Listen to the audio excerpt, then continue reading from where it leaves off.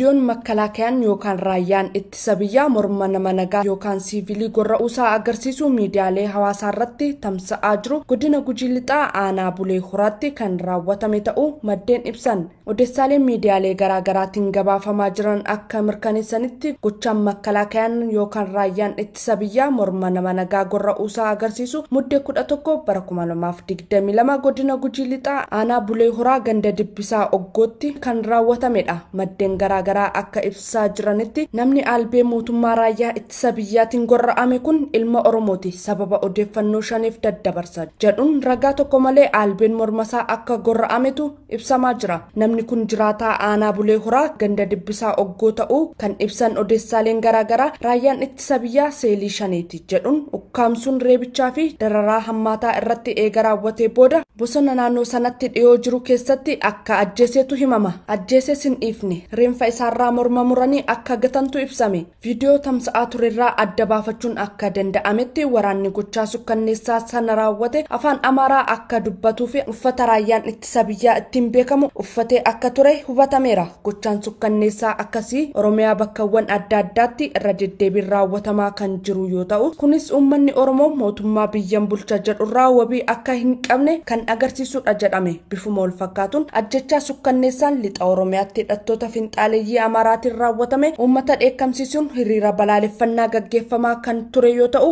amma immoo qaamonni mootummaan nageenya biyyaa fi uummataa kabachiisu jedhee bobbaase yeroo gochaa sukkanneessaa akkasii raawwatan mirga uummataa eenyu eegsisuu akka danda'u irratti uummanni miira abdii kutannaa keessatti akka argamutu ibsame. Godina Shawaa Kibba Lixaa magaalaa Walisootti qaamoleen nageenyaa mootummaa Bilxiginnaa barsiisotaa fi barattoota ukkaamsuun gara mana hidhaatti guuraa jiraachuun ibsame.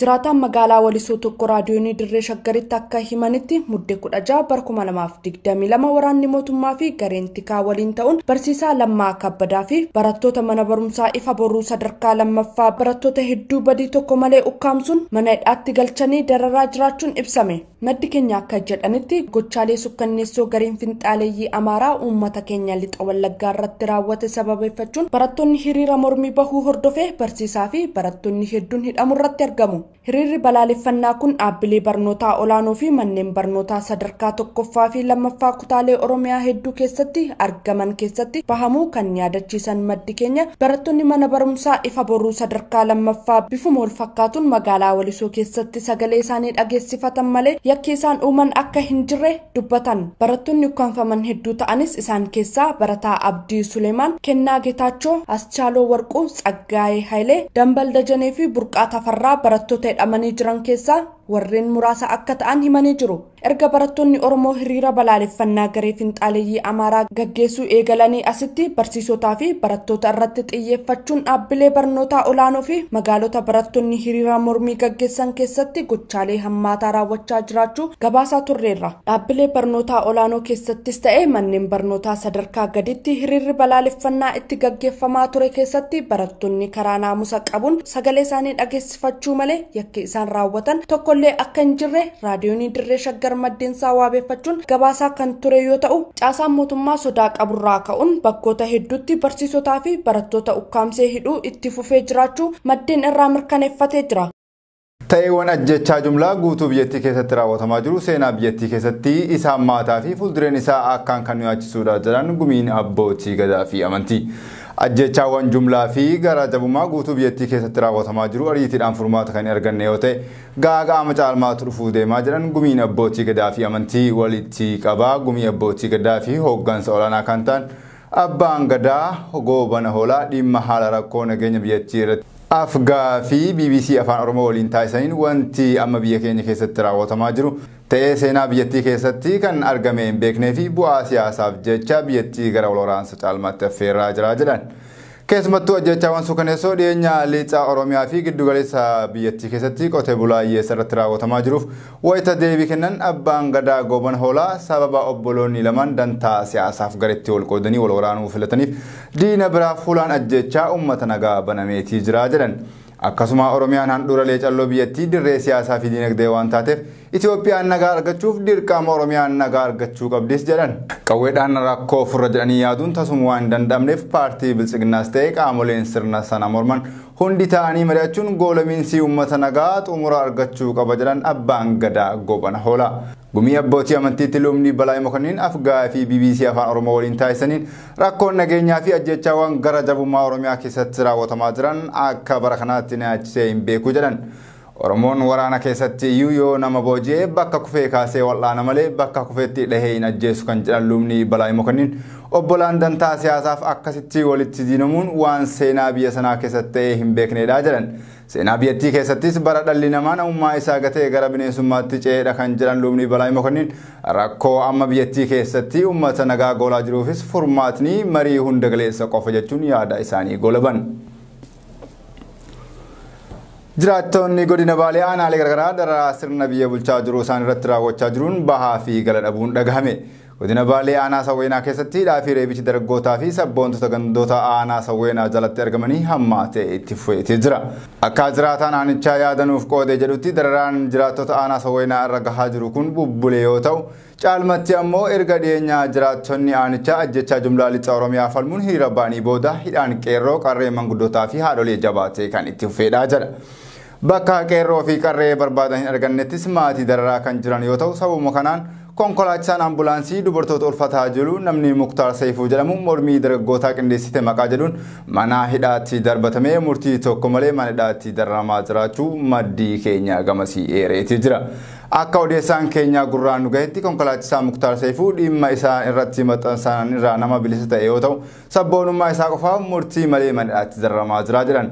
Oduma ol qabateen aanaa Gaarfaa Gandaan Beentuu keessatti maqaa nagaa eegsina jedhuun reebichii fi hidhaan jabaatee kan itti fufe yoo ta'u, namoota hidhamanis hidhaa irraa hiikuuf tokko isaanii qarshii biyyattii hanga 10,000 gaafachaa jiraachuun dhagahame. Akka jiraataan magaalaan Beentuu irraa dubbisne tokko BBS'tti himetti yeroon kun yeroo sassaabbii oomisha birraa ta'uu wal qabate hawaasa halkan oomisha isaa eeggatu irratti reebichi ulfaataan raawwatamaa kan jiruu fi maqaa nagaa kabachiisna jedhuun saamichi ulfaataan uummata nagaa irratti raawwatamaa jiru uummata gandichaa yaaddoo keessatti kan darbatedha jedha. Yeroo ammas waaree booda sa'aatii biyyattii 11 booda sochii gochuun akka hin danda'amne qaamota maqaa nagaa eegsina jedhaniin kan akeekkachiifame yoo ta'u, sababa sodaa nageenyaatiif jedhuun uummata gabaadhaaf walitti ba'ee marsaa lamaaf akka bitatee hin gurguranne gochuun bittinneessaniitii jiru jedha maddii odeeffannoo keenyaa kun. Walumaa galatti dararaa fi saamicha hammaatatu nurratti raawwatamaa jira kan jedhu jiraataan kun qaamonni dhimma kana duubaan jiran osoo dhimma kana irraa of qusatanii hawaasni oomisha isaa tasgabbiidhaan sassaabate jechuun yaada isaa goolaba. Mootummaan federaalaa waadaa waliigaltee araaraa hojii oolchaa hin jiru jedhan pirezidaantiin naannoo Tigraay Dr. Dabratsiyoon Gabramikaa'el. Mootummaa fi uummanni Tigraay sanada waliigaltee nagaa hojii oolchuudhaaf onni irraa fudhatanii hojiitti hiikaa jiraatanis mootummaan federaalaa waadaa waliigaltichaa hojiin agarsiisaa hin jiru jedhan dursaan adda bilisa baasaa uummata Tigraay Dabratsiyoon Gabramikaa'el. Dr. Dabratsiyoon Gabramikaa'el koraa ariifachiisaa mana maree jaaffaa waggaa sadaffaa Tigraay irratti wayita gabaasa dhiyeessanitti dubbii kana kan dubbatan fuulbarruun TPLF ibseetii jira. Mootummaan federaalaa garuu waliigaltee nagaa mallattoo jira oolchuudhaaf hojjechaa akka jiru dubbata. Sadarkaa raawwiin sanadaa waliigaltichaa hojiitti hiikuun irra jiru kan ji'a tokko ilaalchisuun gabaasa mana maree Tigraay dhiyeessaniin erga waliigaltee nagaa mallattoo uummanni fi mootummaan Tigraay gaafii waliigaltee nagaa raawwachaa jiru jedhan Dr. Dabratsiyoon Gabramikaa'el. Haa ta'u malee gama mootummaa federaalaatiin gara gargaarsa namoomaatiin wantoonni nama jajjabeessan jiraatanis qabxii waliigaltichaa hafan ilaalchisuun garuu mootummaan federaalaa akkaataa waadaa galee raawwachaa akka hin jirre ibsaniitii jiru.